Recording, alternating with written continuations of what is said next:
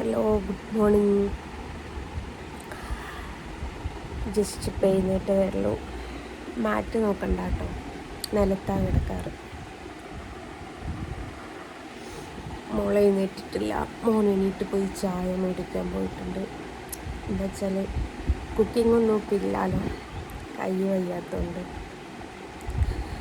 രണ്ട് കാര്യങ്ങൾ പറയാൻ വേണ്ടിയിട്ടാണ് വീഡിയോ ചെയ്തത്. ഒന്നാമത്, ഞാനിങ്ങനെ ഒരു ഇൻസിഡൻറ്റ് ചെയ്ത സമയത്ത് ഇഞ്ചക്ഷൻ ചെയ്തതാണ്.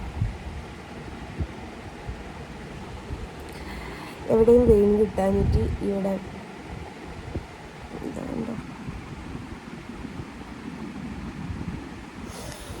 അപ്പം വെയിൻ കിട്ടാനിട്ട് ഇപ്പം ഇന്നത്തേക്കൊക്കെ ഭയങ്കര കടച്ചിൽ. എനിക്ക് പൊതുവെ വെയിൻ കിട്ടൂല. വെയിൻ ഇല്ലാത്തൊരാൾ തന്നെ പറയാം ഞാൻ. അപ്പോൾ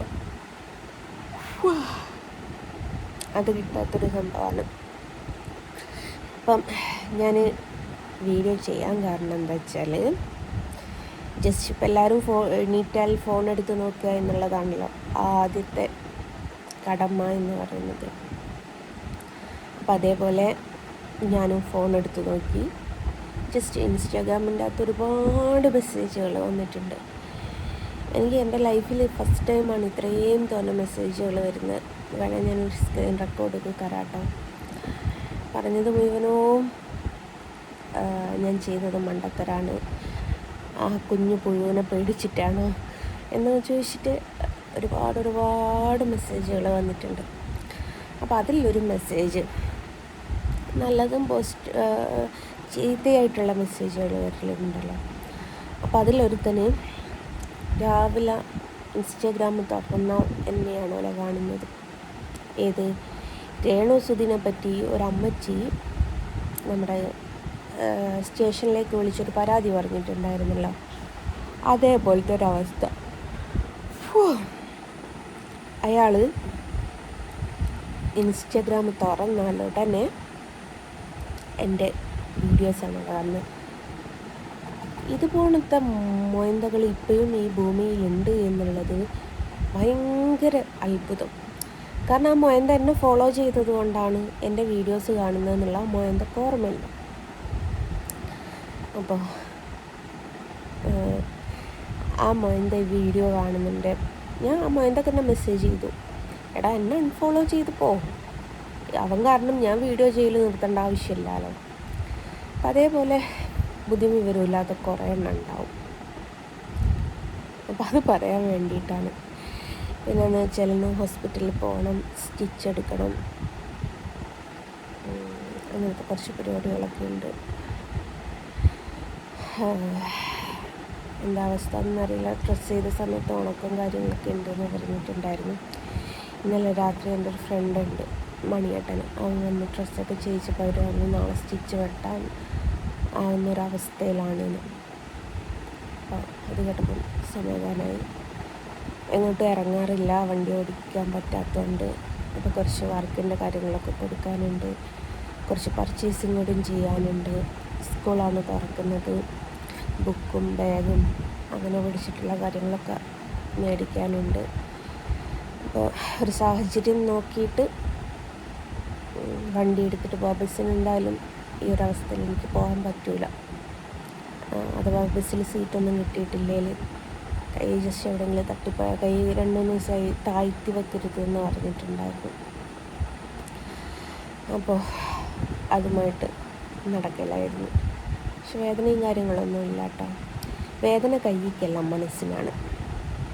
പക്ഷേ ആ മനസ്സിൻ്റെ വേദന അതിനെക്കാട്ടിലും ഉപരി ഒരുപാട് ആൾക്കാർ ഈ പറഞ്ഞ എനിക്ക് പരിചയം പോലും ഇല്ലാത്ത ആൾക്കാർ 2 ദിവസമായി എനിക്ക് വാട്സപ്പ്, ടെക്സ്റ്റ്, അതുപോലെ ഇൻസ്റ്റാഗ്രാമിൽ ഒരുപാട് മോട്ടിവേഷൻ തരുന്ന ആൾക്കാർ. അവരോടായിട്ട് എനിക്കൊന്നേ പറയാനുള്ളൂ, ജീവിതമാണ്. ചിലപ്പോൾ നമ്മൾ പതറിപ്പോവും. ആ പതറൽ നമ്മളെ വല്ലാതെ അങ്ങ് തളർത്തിക്കാളും. ഞാൻ ഭയങ്കര ഒരു സ്ട്രോങ് ലേഡിയാണെന്നൊന്നും അറിയില്ല, പക്ഷെ ഭയങ്കര ഒരു വായാടിത്തരമുള്ളൊരു പെണ്ണായിരുന്നു.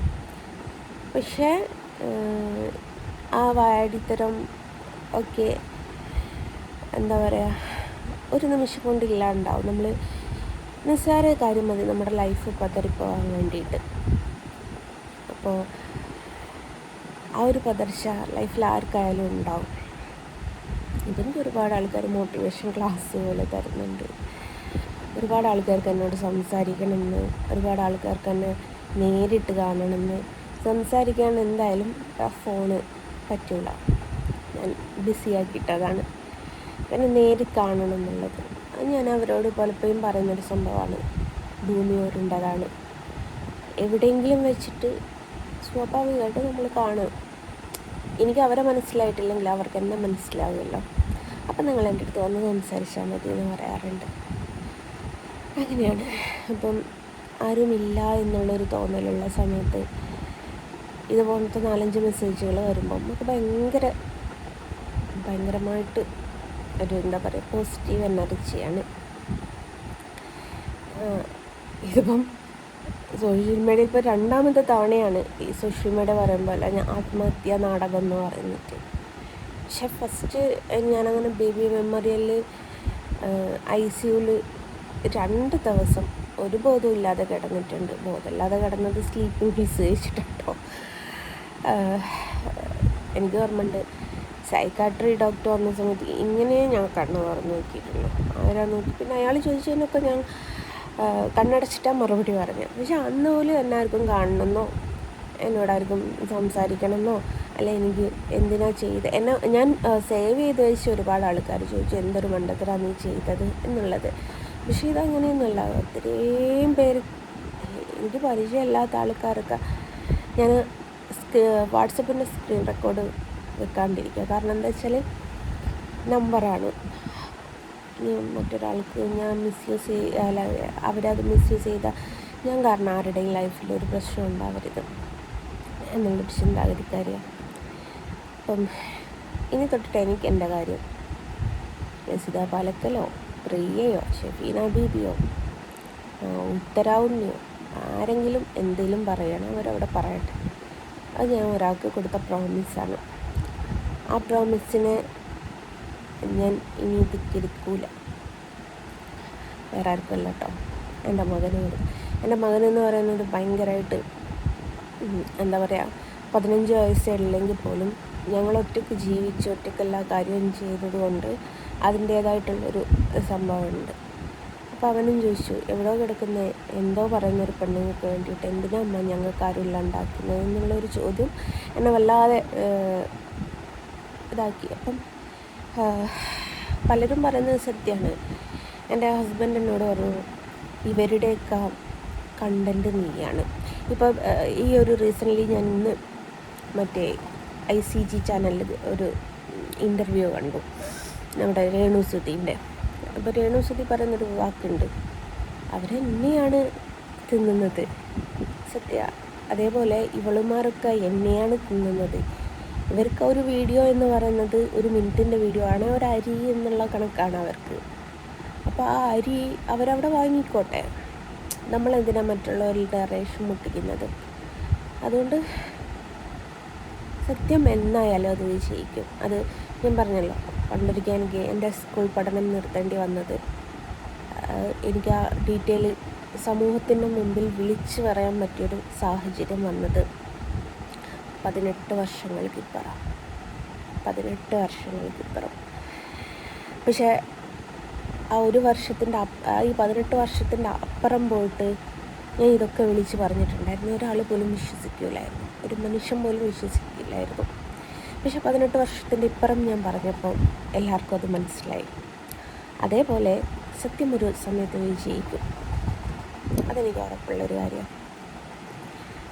അപ്പം ഇന്ന് സ്റ്റിച്ച് വെട്ടുമെന്ന് വിചാരിക്കുക, കൊണ്ടുവച്ച് കാണിച്ചാലറിയാം. സ്റ്റിച്ച് വെട്ടി ലൈഫിലേക്ക് തിരിച്ചു വരികയാണ്, പുതിയൊരാളായിട്ട്, പുതിയ സ്വപ്നങ്ങളായിട്ട്, പുതിയ കാര്യങ്ങളായിട്ട് വരാൻ പോവുകയാണ്. പറയുന്നവർ പറയട്ടെ, പട്ടികൾ കുറച്ചുകൊണ്ടിരിക്കും എന്നുള്ളത്. അപ്പം അങ്ങനെയാണ് മക്കൾക്ക് വേണ്ടിയിട്ട് ജീവിക്കുക. അങ്ങനത്തെ ഒരു സംഭവമായിട്ട് മുമ്പോട്ട് പോവുകയാണ്. തളർത്താൻ 100 പേരുണ്ടാവും, താങ്ങാൻ ആരും ഉണ്ടാവില്ല എന്നുള്ളത് ഒരിക്കൽ കൂടി എല്ലാവരെയും ഓർമ്മിപ്പിച്ചുകൊണ്ട് ഈ വീഡിയോ ഇവിടെ വൈൻഡപ്പ് ചെയ്യാനിത്. തമ്പുരാട്ടി എഴുന്നേറ്റിട്ടില്ല. സമയം 10 മണിയായി. ഞാൻ 6 മണിക്ക് എഴുന്നേറ്റിട്ടുണ്ട്. അപ്പോൾ 6 മണിക്ക് എഴുന്നേറ്റ് അങ്ങോട്ടും നടക്കും ഇങ്ങോട്ടും നടക്കും. പക്ഷേ എവിടെയും ലൈറ്റ് സൗണ്ട് വെക്കുകയും ചെയ്യില്ല, അവിടെ ഇറങ്ങിക്കോട്ടെ. പിന്നെ കുറച്ച് ദിവസങ്ങളിലൂടെയല്ലേ സ്കൂൾ തുറക്കാൻ. 6 മണിക്ക് എഴുന്നേറ്റ് പോകുന്ന പിള്ളേരല്ലേ. അപ്പം ഞാൻ വിചാരിച്ചു അവർ ഉറങ്ങിക്കോട്ടെ എന്ന് കരുതി. എന്നിട്ട് മോന് ചായ വാങ്ങി വരുവോളും ഉള്ള ടൈമാണ്. മോനാട്ടോ ചായ ഇട്ട് തരലും എല്ലാം എടുത്ത് വെച്ച് തരലും ഒക്കെ കുളിച്ചിട്ട് 2-3 ദിവസമായി. അപ്പം ഇത് പറ്റിയിട്ട് ഇന്നേക്ക് 4ാമത്തെ ദിവസം തോന്നുന്നു. 4ാമത്തെ ദിവസം. അപ്പോൾ 4 ദിവസമായി കുളിച്ചിട്ട് മേലെ കഴിക്കിട്ടൊന്നുമില്ല. ഒന്ന് ആദ്യം ചായ കുടിച്ചിട്ടൊന്ന് പോയി കാണിച്ചിട്ട് സ്റ്റിച്ച് വെട്ടാനായിട്ടുണ്ടെങ്കിൽ ഒന്ന് വെട്ടി വന്നതിന് ശേഷം ഒന്ന് കുളിക്കണം. മനസ്സറിഞ്ഞിട്ടൊന്ന് കുളിക്കണം. 4 ദിവസമൊക്കെ കുളിക്കാണ്ടിരിക്കുക എന്ന് പറയുന്നത് ഈ ചൂടത്തൊരു മനുഷ്യനെ കൊല്ലുന്നതിന് സമമാണ്. പക്ഷെ മോൻ പറയും, ഉമ്മ കുളിച്ചോ, തലയൊക്കെ ഞാൻ തോർത്തിത്തരാം, പക്ഷേ തീരെ നനയ്ക്കരുത്, കൈ താത്തിട്ടരുതെന്ന് പറഞ്ഞതാ. അതുകൊണ്ട് കുളിച്ചിട്ടൊന്നുമില്ലായിരുന്നു. അപ്പം നന്നായിട്ടൊന്ന് കുളിച്ചിട്ടൊന്ന് ഉറങ്ങണം. എനിക്ക് കുളിക്കാതിരുന്ന ഉറക്കം കിട്ടൂല. അങ്ങനത്തെ ഒരാളാണ് ഞാൻ. കുളിച്ചൊന്ന് ഉറങ്ങണം, അവർക്ക് സാധനങ്ങൾ വാങ്ങിക്കൊടുക്കണം, അങ്ങനെ കുറേ പരിപാടികളുണ്ട്. അപ്പോൾ എല്ലാവർക്കും പുതിയൊരു തുടക്കത്തിലേക്ക് സ്വാഗതം. ഓക്കെ.